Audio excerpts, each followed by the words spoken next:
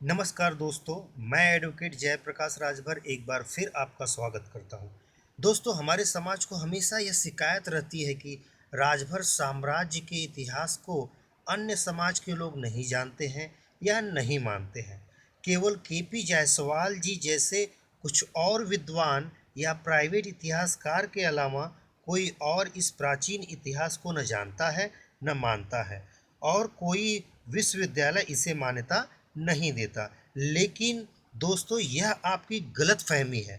जी हाँ, यह आपकी गलत फहमी है। उत्तर प्रदेश का हर वह पीएचडी धारक जिसने उत्तर प्रदेश एवं प्राचीन भारत के इतिहास पर शोध किया है, उसे राजभर साम्राज्य के इतिहास का भली भांति पता है। जी हाँ दोस्तों, उसे भली भांति पता है। चाहे वो जिस समाज का हो, उसे राजभर इतिहास का पता है। तो दोस्तों, इसी के क्रम में मैं आपके सामने लाया हूँ इसी तरह का एक शोध रिपोर्ट है जो आपके सामने है।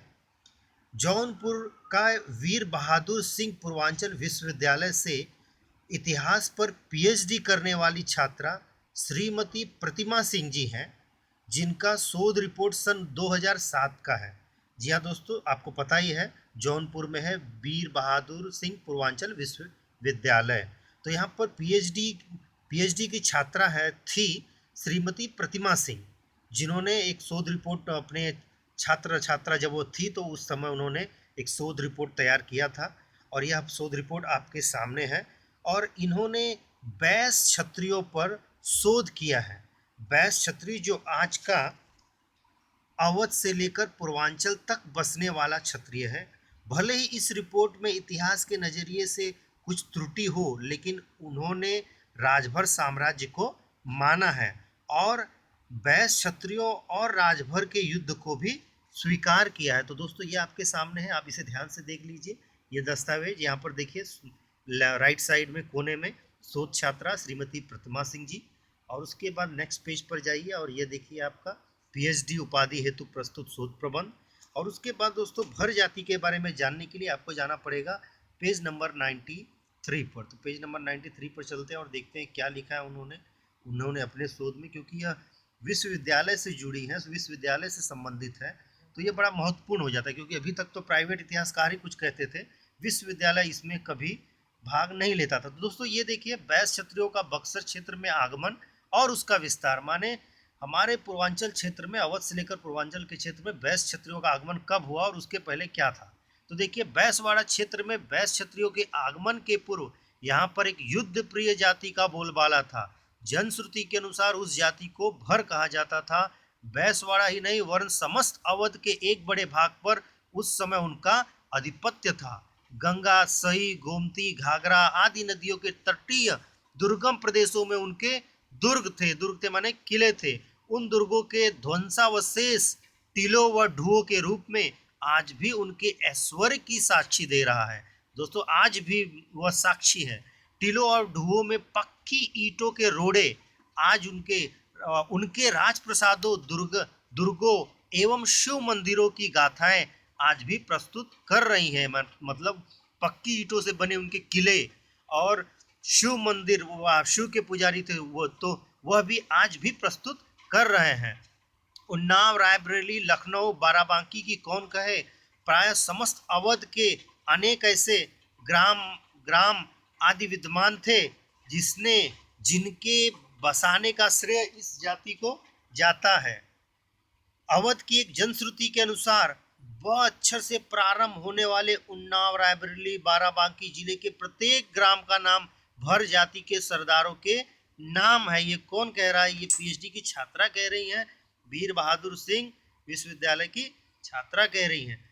और इसी भांति बस्ती गाजीपुर के अनेक खंडहर का संबंध भी उन्हीं से बताया जाता है। उनकी असी चातुरी और वीरता के कारण ही इतिहास प्रसिद्ध उदल जैसे उद्भट वीर तक उनकी सीमा में प्रवेश करने का साहस नहीं कर सकते थे दोस्तों। तो दोस्तों, ये देखिए, और भर कौन थे वह इन्होंने बताया है। बहुत डीप में जाऊंगा तो काफी समय लग जाएगा, शॉर्ट में आपको बताता हूँ भर कैसे दिखते थे। तो नीचे से सेकेंड लास्ट पैराग्राफ में देखिए, श्री विलियम क्रुक के अनुसार भर कहा जाता है और वह कैसे दिखते थे? काले रंग के मध्यम कद के, जो मैंने पिछले अपने रिपोर्ट में आपको बताया है कि मध्यम कद माने 5 साढ़े 5 फीट। लेकिन यहाँ पर उन्होंने यह बताया है कि वे अधार्मिक विचारों वाले और गंदी गंदी आदतों वाले बताए गए हैं, लेकिन इससे मैं सहमत नहीं हूँ। अधार्मिक विचारों वाले वो नहीं थे, क्योंकि वह शिव के पुजारी थे, और खुद यह मोहतरमा भी कह रही कि वह शिव के पुजारी थे, शिव को मानते थे, तो अधार्मिक तो नहीं हो सकते। आदत के बारे में मैं कुछ नहीं कह सकता।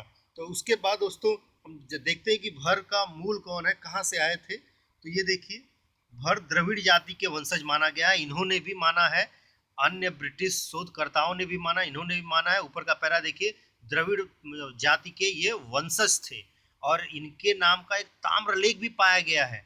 देखिए बीच में 4 लाइन का ताम्रलेख है, जिसमें भर को भारशिव माना गया है, और इन्हें भारशिव वंश का माना गया है। इनका जो हम लोग बार बार नागवंश नागवंश कहते हैं, तो नागवंश बहुत बृहद है। नागवंश पे काफी सारी जाति आ जाएंगी। इवन जो वैश्य क्षत्रिय है, जिनके बारे में इन्होंने मोहतरमा ने एक शोध किया है, वह भी अपने आप को नागवंश कहते हैं, या और लोग भी नागवंश कहते हैं। तो वह बहुत लंबा चौड़ा, और उसमें कई जातियां आ जाएंगी, और वह उसमें बहुत कंफ्यूजन हो जाएगा। लेकिन क्लियरली देखा जाए तो राजभर साम्राज्य और राजभर राजा जो थे वो भारशिव वंश के थे। देखिए सामने दिया हुआ है।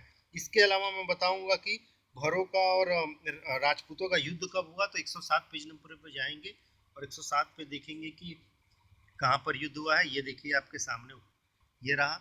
यहाँ पे बीच का लाइन पढ़िए। अभय चंद जो वैश्य क्षत्रिय थे, उन्होंने ग्राम बसाकर उसे अपना केंद्र बताते हुए बक्सर के भरों पर आक्रमण किया। इसके अलावा भी काफी आक्रमण उन्होंने किया। और उसके बाद बीच की लाइन में देखिए, भरों की छापामार युद्ध कौशल से अभय चंद की सुखमयी निद्रा भंग हो गई थी। दुर्गम जंगलों में उनका पीछा करना कि कौन कहे, आभास पाना भी कठिन था। अंत में भरों के अनवरत भीषण प्रहारों से विवश होकर उसे अंतर्वेद में अपने बसाए हुए ग्राम अभयपुर में ही रहने को बाध्य होना पड़ा। उसके बाद उनकी मृत्यु हो गई। माने भरों से लड़ते लड़ते इन क्षत्रिय की भी मृत्यु हो गई। तो भर कितने महान थे, ये आपको पता चल गया।